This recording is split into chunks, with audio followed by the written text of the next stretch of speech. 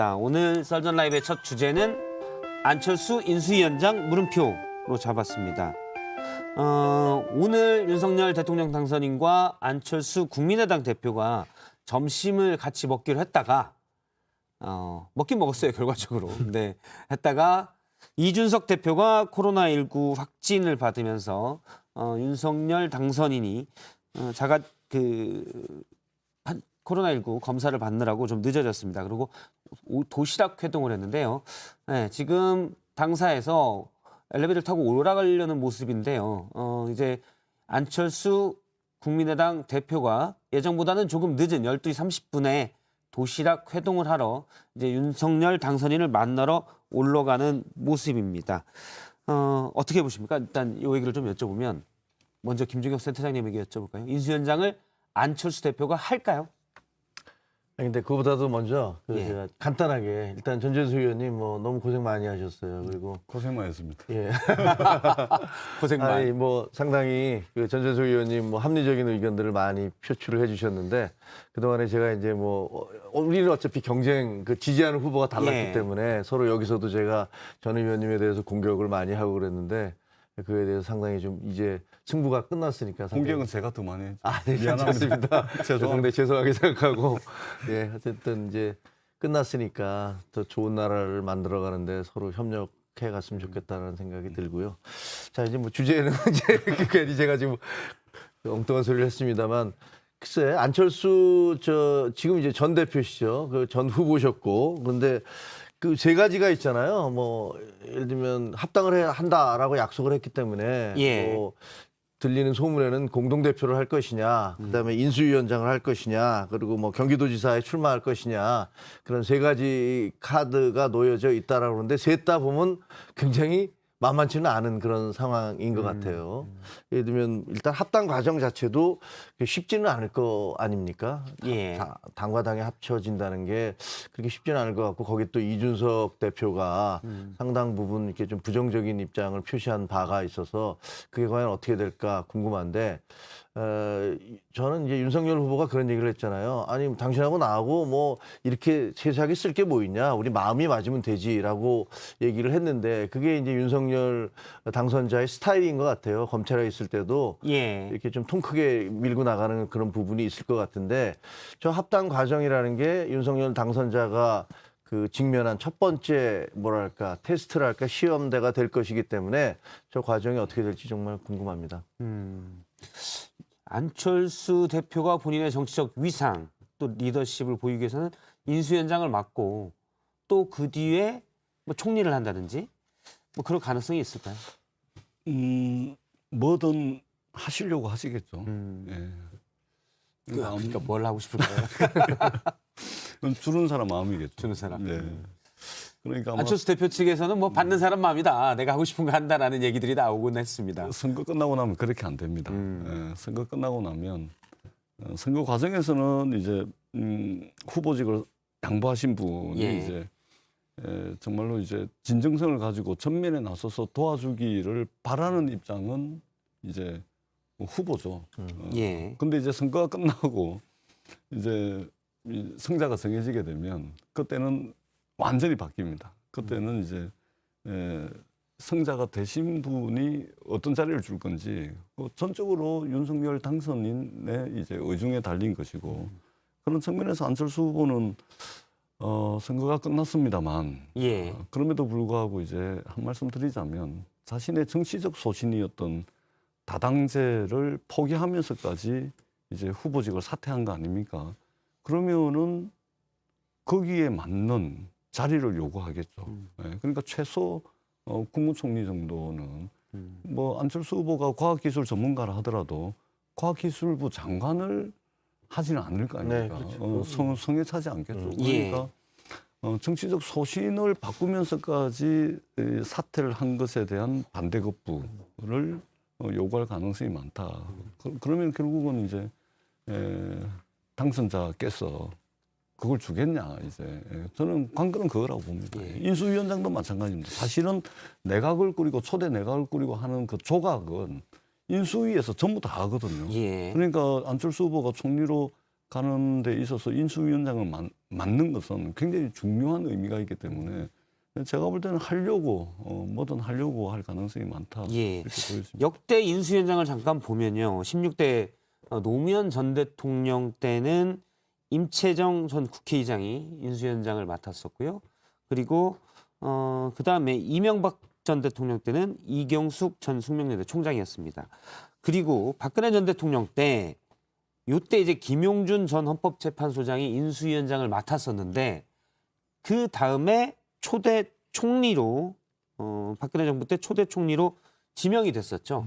하지만 당시 이제 개인적인 뭐 일들이 있어서 낙마를 했었습니다. 그래서 인수위원장이 나중에 총리로 간 경우들이 있었고요. 문재인 대통령 때는 아시다시피 이제 인수위가 없이 바로 선거 다음 날부터 임기가 시작된 바가 있습니다.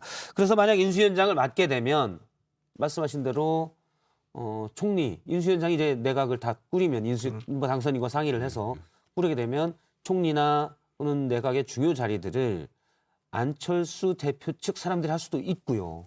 그런 가능성. 아무래도 목소리가 좀 들어가겠죠. 총리는 근데 저는 그런 생각이 들어요. 안철수 대표 입장에서는 만약 총리를 맡게 된다. 그러면 차기를 노리고 본인의 위상을 올려야 되잖아요. 그럼 윤석열 당선인이 대통령 돼서 뭐 이거 하고 싶은데 전 반대인데요. 라고 하면 이게 모양이 웃기게 돼요, 이게. 서로 간에. 근데 초기에 해야 예. 이게 그래도 이제 취임하고 난 뒤에 한 1년 정도는 예. 대통령 지지율이 잘 나오잖아요. 예. 그 시절에 총리를 해야 그 지지율을 올라타고 같이 가는 거거든요. 그렇죠. 근데 2년, 3년 지나고 나면 이 대통령 지지율이 서서히 빠지거든요. 그러면 이제 책임을 함께 질 수가 있기 때문에 예. 상당히 이제 부담스럽죠. 그러니까 가려면 초기에 가는 게 초기에 가는 그런 이제 여러 가지 이제 정치적 덕실을 따지지 근데 않겠습니까? 윤 당선인 입장에서는 약간 리스크가 있죠. 오히려 안철수 대표의 너무 위상만 키워주게 되고 대통령이 초기부터 힘이 빠질 수도 있는. 글쎄, 저는 그렇게 생각하지 않는데요. 아, 그래요? 지금 안철수 후보의 국민의당과 국민의힘 당이 합당을 하고 그다음에 이제 화학적 물리적 결합을 하는 것이 국민의힘에는 굉장히 중요하다고 생각을 합니다. 왜냐하면 국민의힘이 그동안의 어떤 보수 일색이다라는 그런 어떻게 보면 지적 내지는 예. 또 공격을 받아왔잖아요. 그런 면에서 안철수 후보가 상징해왔던 중도라는 입장 그리고 미래, 과학 이런 부분들을 껴안는 것은 국정의 안정적 운영을 위해서 윤석열 대통령 당선자로서는 굉장히 중요한 부분 대목이라고 생각을 합니다. 근데 저는 좀 걱정하는 게 안철수 후보가 안철수 지금 뭐라고 불러야 될지 잘 모르겠는데 대표 현재로는 국민의당 대표죠. 국민의당 대표죠. 안철수 대표가 그동안에 선거 과정에서도 제일 여러 차례 얘기를 해왔었잖아요. 저는 뭐 기업도 만들어봤고 벤처 사업도 해봤고 뭐 여러 가지 다양한 경험, 의사에다가 예. 뭐 여러 가지 다양한 경험을 가지고 있습니다. 뭐 그러면서 본인이 국정 운영에 대한 자신감 같은 것들을 표출해 왔단 말이에요. 그래서 더구나 이제 어떻게 보면 2011년도에 정치에 출사표를 던진 이후에 10년 이상 여러 가지 뭐 선거에도 나오고 떨어져 보고 당 공동대표도 했다가 그만두고 하는 과정을 거쳤기 때문에 잘 하실 수 있을 거라고 생각해요. 자격은 충분하다고 생각을 합니다. 그런데 문제는 만약에 저기 인수위에서 그다음에 이제 총리로 넘어갈 경우에 예. 민주당이 과연 협조를 해줄 것이냐 이 부분에 대해서는 상당한 그런 의구심이 들거든요. 나름 친문의 핵심. 나름이란 표현은 부적절하군요. 명실상부한 친문의 핵심인 전재수 의원 얘기를 잠깐 들어보도록 들어보시죠. 안철수 총리 지명자가 되면 인준에서 총리는 이제 과반수 인준을 국회 동의를 받아야 하니까요. 어떻습니까? 민주당에서 인준을 해줄까요? 그때 가서 봐야죠. 안 해주시려고 그러잖아요 지금. 아니요. 하는 거 봐서 이러겠죠. 그때 가서 봐야죠. 일단은 뭐 국민의힘하고 국민의당이 합당을 하게 되면 우리 센터장님께서는 이제 중도 확장, 국민의힘이 가지고 있는 이념적 스펙트럼이 조금 더 넓어질 수 있다 이렇게 보시는데 저는 조금 생각이 틀린 게 그러니까 안철수 대표가 이제 정치를 민주당에서 시작을 한 거 아닙니까? 민주당을 시작해서 바른미래당 갔다가 국민의당 갔다가 지금 최종적으로 이제 다당제 정치적 소신까지 포기하면서 국민의힘과 합당을 합니다.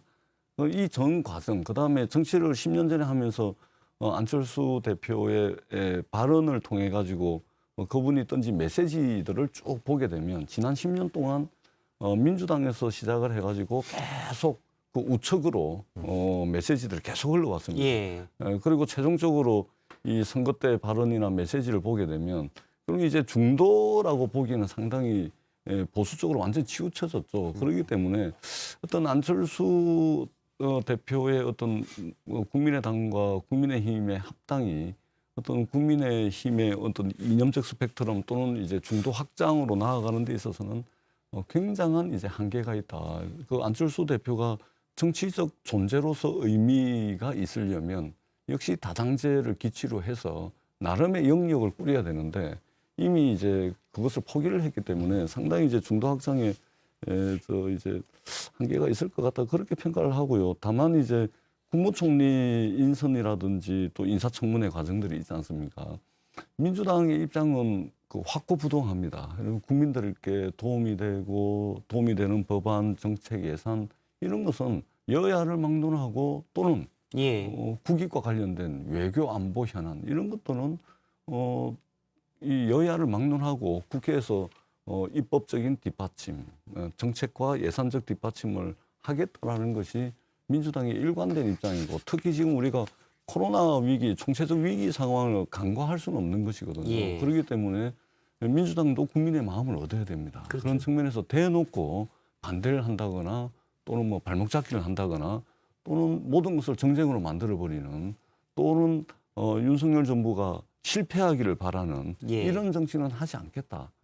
그것이 이제 선거 캠페인 과정에서 말하자면 정치 교체 또 정치 혁신 이 안을 저희들이 이제 제안을 했던 거죠. 통합정부 얘기도 사실 그러면서 나왔는데 그것의 진정성을 이제 인정받으려면 예. 결국은 이제 윤석열 정부가 출범을 했을 때 얼마만큼 야당이 또 야당의 존재가 있는 거 아닙니까? 존재의 이유를 명백하게 국민들께 또 보여드려야 되겠죠. 그러나 정쟁하고 발목 잡는 것이 능사가 아니다. 사실 통합정부 얘기를 해와서 당시 통합정부가 암묵적으로는 당시 이제 단일화하기 전에 안철수 후보를 겨냥한 거여서 저는 인사청문회 때 민주당이 중간에 별일이 없으면 만일 안철수 대표가 총리로 지명이 됐을 때 뭐 거부하기도 쉽지 않지 않을까. 거부할 명분은 별로 없죠. 왜냐하면 통합 정부를 하자. 네. 그다음에 이 상생의 정치를 하자고 민주당 스스로 말씀을 하셨고 거기다가 이제 의총에서 그걸 통과시키기도 하셨으니까 물론 이제 그 통합의 정치가 꼭 제3당이 존재해야지만 된다라는 거는 조금 저는 좀 의구심이 들고요. 예를 들면 그 형식보다는 내용이 더 중요하다. 예. 그래서 여야가 지금 전재수 의원님 말씀 안 맞다나 코로나라든가 민생이라든가 경제성장이라든가 외교 안보 이런 부분들에 대해서는 초당적으로 서로 협조하는 모습들을 과거에 지금까지 그거 정말 저 방송 표현으로 적절치 않지만 지긋지긋하게 봐왔지 않습니까? 서로 싸우면서 뭐 꼬투리 잡고 하는 것들을 봤으니까 그런 적어도 이 코로나 시대에 그리고 4차 산업혁명 시대에 그런 부분에 있어서만 민생과 관련된 부분만이라도 서로가 협조하고 상생하는 모습, 통합하는 모습을 보여주면 좋겠다고 그렇게 생각을 하고요. 예. 그 안철수 후보에 대해서 예를 들면 뭐 그게 될지 안 될지 아까 지금 전 의원님 말씀하신 대로 그거는 이제 대통령 당선자의 의중이 크게 작용을 하겠지만요. 만에 하나 안철수 지금 대표가 합당 이후에 그 인수위원장을 거쳐서 총리로 간다 하더라도 그 부분에 대해서 이 사람은 안 된다라고 얘기할 부분이 그 근거는 별로 없을 것 같아요. 민주당으로서도. 왜냐하면 본인들도 영입을 하려고 했던 예. 분이니까 우리하고 손잡고서 통합의 정치를 해보자라고 얘기했던 분인데 단지 우리하고 손을 안 잡고 저쪽으로 가서 총리가 됐기 때문에 나는 당신을 인정해 줄 수 없다라고 얘기하는 것은 논리적으로는 좀 안 맞는 얘기이기 때문에 예. 그 부분이 어떻게 진행될지는 좀 지켜봐야겠죠. 조금 일단- 틀린데요. 조금 그래요? 틀립니다. 예. 왜냐하면 민주당이 국민 통합 정부를 만들겠다라고 했기 때문에 안철수 대표가 총리가 되면은 무조건 인준할 거다. 그거 조금 틀립니다. 왜냐하면 무조건은 아니겠죠. 왜냐하면 우리가 이제 국민 통합 정부를 이야기를 했는데 국민 통합 정부는 정치 교체를 통해서 가능하고 그리고 이 정치 교체라는 것은 정치 혁신을 기반으로 하는 것인데 정치 혁신의 가장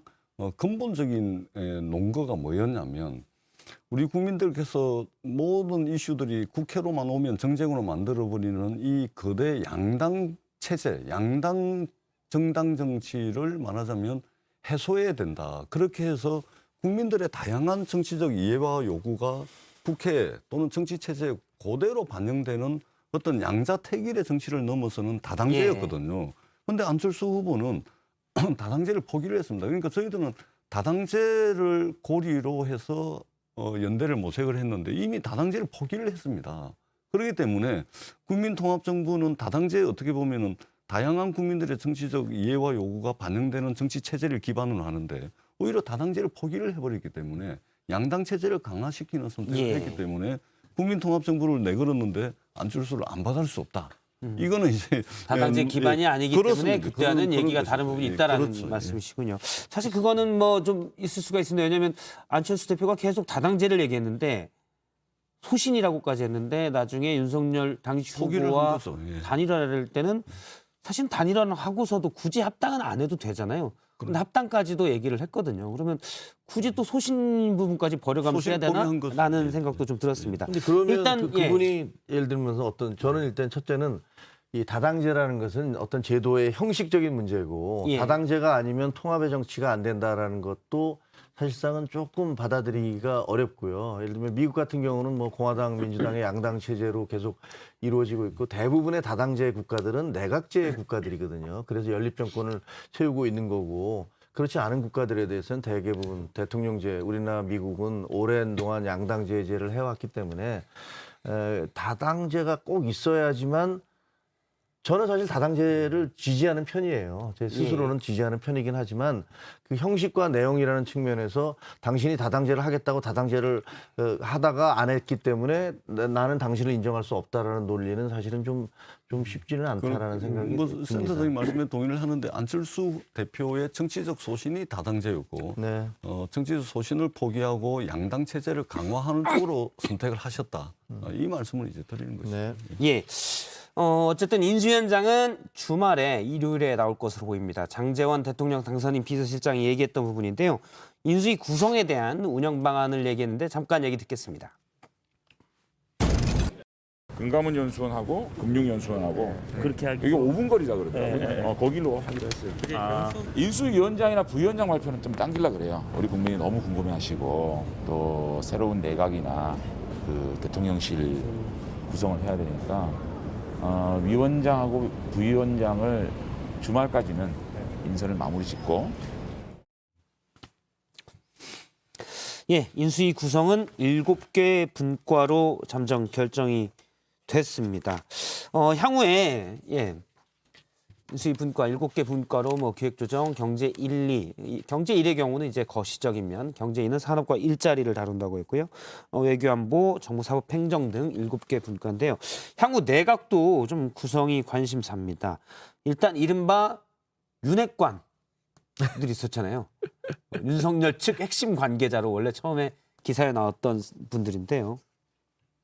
몇몇은 이미 나왔고요.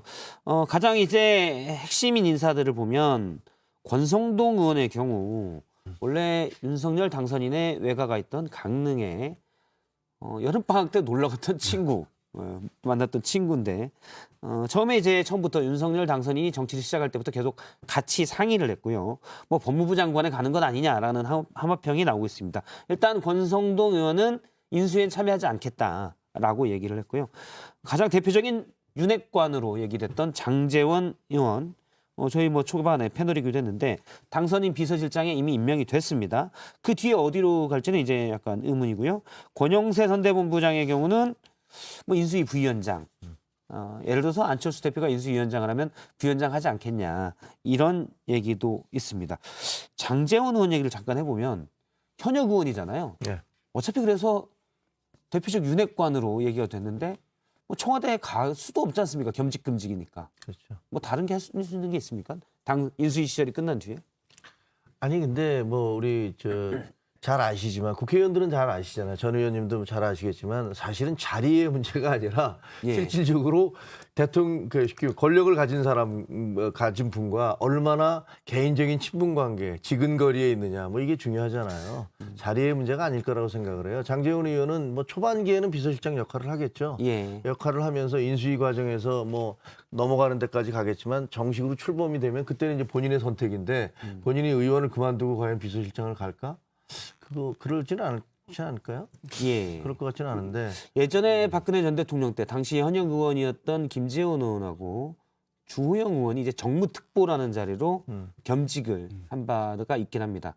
뭐 수석이나 비서실은 안 되고 특보 형태로 이제 가서 보좌를 한 적이 있었죠. 예. 그러니까 제도적으로는 가능합니다. 예, 아, 그래요? 정무특보. 정무 이런 거. 특보로는 예, 가능하고. 그렇죠. 예, 그런데 이제 청와대 예를 들면 비서실장이나 수석이나 이거는 이제 그 그건 안 국회의원이 되는 겸직이 안 됩니다. 네, 안 돼요. 대신 이제 입각은 가능하죠. 국회의원직을 국무위원으로.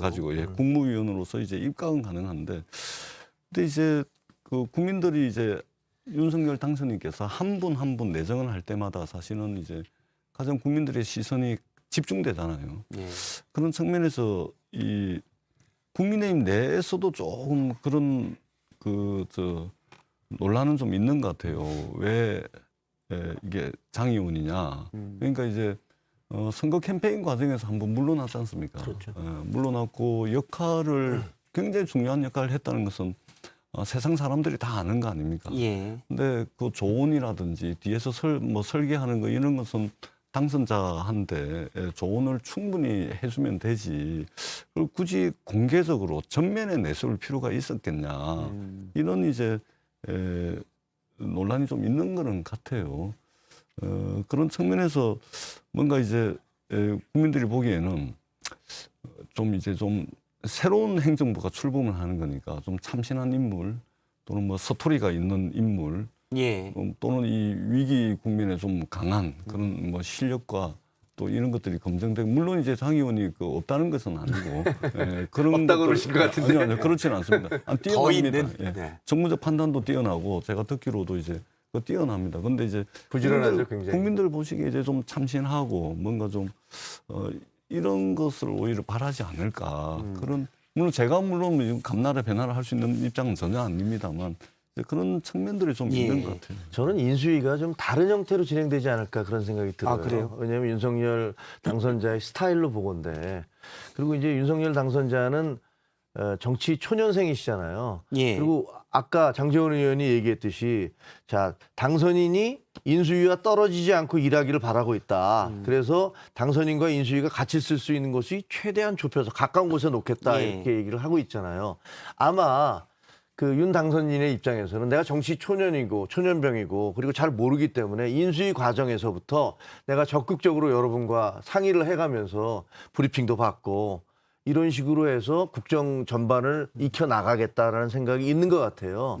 그래서 그 이전의 인수위들과는 인수위원장이 그 모든 것을 오롯이 다 하고 그 당선자는 좀 떨어져 있는 모습. 그래서 여론의 공격도 다 인수위원장이나 뭐 이런 분들에게 집중됐던 그런 형태와는 좀 다른 형태, 다른 예. 모습의 인수위가 구성되고 진행되지 않을까 이런 생각은 좀 듭니다. 예. 근데 저는 이제 윤석열 다른 예. 예, 후보- 저희가 다른 얘기도 좀 해서 그래요. 예.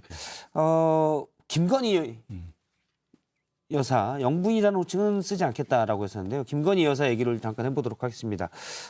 지난 9일에 중앙일보와 인터뷰를 했습니다. 이제 뭐 사실 기자들은 다 알지 않습니까? 그러니까 누가 당선될지 모르는 양쪽을 다 준비를 하잖아요. 네, 그러면서 미리 윤석열 당선인이 당시 후보가 당선됐을 때를 전제로 진행한 인터뷰에서 답변을 했는데 평생 밥 해주겠다는 약속을 10년을 지켰다. 그래서 국민과의 한 약속은 더 잘 지킬 것이다. 뭐 이런 얘기를 했습니다. 일단 외부에 공개적으로 나오진 않고 있지만 저는 메시지를 통해서 자신의 의사를 좀 얘기를 하는 것 같습니다. 어떻게 보시는지요? 그러니까 이제 그 윤석열 당선자도 아마 이 부분에 있어서는 상당히 좀 난처할 것 같아요. 일단은 선거 캠페인 과정에서 이제 공약으로 내걸었던 청와대 제2부속실 폐지 문제가 예. 당장 걸릴 테고. 근데 물론 폐지는 할 수가 있습니다. 근데 폐지를 하더라도 있잖아요. 인력과 예산은 반드시 들어가게 돼 있습니다. 5년 내내 청와대 경내를 단 한 번도 벗어나지 않고 그 관제에서만 지내신다 그러면 별도의 인력과 예산은 필요 없을 수가 있는데 그럴 수가 없지 않습니까? 그 영부인으로서의 역할이 있기 때문에 대통령 비서실에서 같이 하겠다는 거죠? 그러니까 이제 이 부속실을 없애더라도 그러면은 의전비서관실이나 뭐 행사기획비서관실이나 뭐 또는 뭐 교육문화비서관실에서 또 어떤 누군가가 행정관이 그 김건희 여사 일을 해야 됩니다. 그 일을 해야 되면 예산이 들어가거든요. 그러니까 이 부속실을 폐지하겠다는 공약 자체가 사실은 이게 이렇게 온당한 공약이 아닌 것이죠. 아니 그게 더 효율적이냐? 어차피 돈 들어가고 조직이 들어가는 인력이 들어가는 그런 말씀이시죠. 그러니까요. 어차피 저 영부인이 존재하는 한은 인력과 예산은 반드시 들어갑니다. 그다음에 경호실에도 가족부라 그래서 경호 인력이 따로 있거든요. 그렇기 때문에 이 부속실 폐지를 하더라도 어차피 경호 인력이나 예산 인력이 다 들어가게 돼 있는 겁니다. 그러니까 이게 이 부속실을 폐지하겠다는 공약을 어떻게 할 건지 물론 청와대 기능을 개편하면서 하겠죠. 예. 노무현 전 대통령 시절 제가 부속실장을 했었죠. 예, 제 부속실장을 하셨었죠. 그렇습니다. 예, 그래서 그러니까 잘 알죠. 아시는 예. 부분입니다. 예. 그리고 또 하나는 이제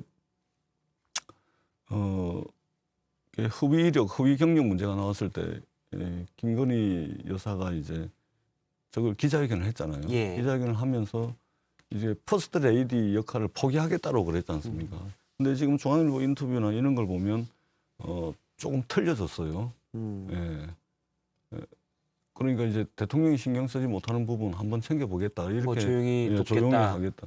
근데 그때 이제 기자회견에서 했던 발언하고는 이 온도차가 확 느껴지거든요. 그러면 역할을 하겠다는 건데 그런데 이 부속실을 없애겠다. 물론 이 부속실을 없애고 안 없애고의 문제는 중요한 것 같지는 않고 그러니까 상당히 이제 그 김건희 여사와 관련해서는 이제 그 윤석열 당선인의 고민이 좀 깊어질 수 있을 것 같다. 다만 소프트 랜딩은 좀 해야 되는데 이 하드 랜딩 할 가능성도 좀 있겠다. 경상용 할 가능성도 있겠다. 이렇게 보여집니다. 저는 뭐 기본적으로 부속실 문제는 그렇게 그러니까 예를 들면 윤석열 후보가 이게 부속실 없애겠다라고 했던 얘기는 더 이상 이렇게 과잉 의전이라든가 제가 뭐 여기서 이미 떠나가려고 하는 대통령 내외에 대해서 뭐라고 말씀을 하고 싶지 않기 때문에 더 이상 그건 얘기하지 않겠습니다. 하지만 어쨌든 그동안의 대통령 부인에 대해서 이 부속실이 너무나 과잉 의전을 한 게 아니냐. 그리고 그것들이 국민들이 눈살을 찌푸리게 한 게 아니냐. 뭐 왜 그렇게 대통령 부인이 오시면 않아야 되느냐. 뭐 여러 가지 얘기들이 있었잖아요. 그리고 왜 그렇게 해외를 많이 다녀야 되느냐. 뭐 여러 가지 있었기 때문에 그런 부분들에 대한 해외 순방을 가면 사실 같이 가잖아요. 뭐 같이 가는데 그 이후에 무슨 책도 나오고 했지만 가서 순방을 가서 대부분의 영부인들이 대통령의 부인들께서 그 공관 직원들을 격려를 하거나 그다음에 거기 교민들의 한글 학교라든가 이런 단체들을 방문해서 이렇게 해주셨는데 뭐 지금 현재 같은 경우는 그렇지 않다는 비난이 많기 때문에 예를 들면 무슨 뭐 관광지라든가 미술관이라든가 이런 데를 너무 많이 다니신 게 아니냐라고 해서 비판도 있기 때문에 그런 비판들을 의식해서 이제 내가 청와대에 들어간다면 우리 그 뭐 부인들의 대통령 부인에 대해서 과잉 의전을 하지 못하겠다라고 하는 그런 의지의 표현이 제2부속실을 없애겠다라는 것으로 나온 것으로 알고 있습니다. 그러니까 그것은 당선자가 그것을 지키시면 되고요. 그리고 여기서 김건희 여사가 얘기했던 어떤 대통령 배우자가 되고 싶으냐는 질문에 대해서 이렇게 얘기했잖아요.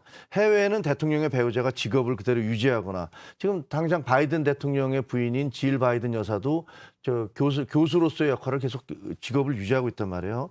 그리고 정치적 메시지를 갖는 사례가 많아지고 있다. 뭐 정치적으로 어떤 얘기를 하는 것들 그건 뭐 대표적으로 오바마 대통령의 부인인 갑자기 성함이 오바마 질 바이든 아니요. 오바마. 오바마 그 대통령의 부인도 상당히 말씀을 많이 하셨잖아요. 그런데 저는 당선인이 국정에만 전념하시도록 내조하겠다 이렇게 얘기를 했기 때문에 이것은 내가 외부적인 뭐 사람들을 자주 만나서 구설수에 오르게 하든가 그렇게 하지 않겠다는 얘기잖아요.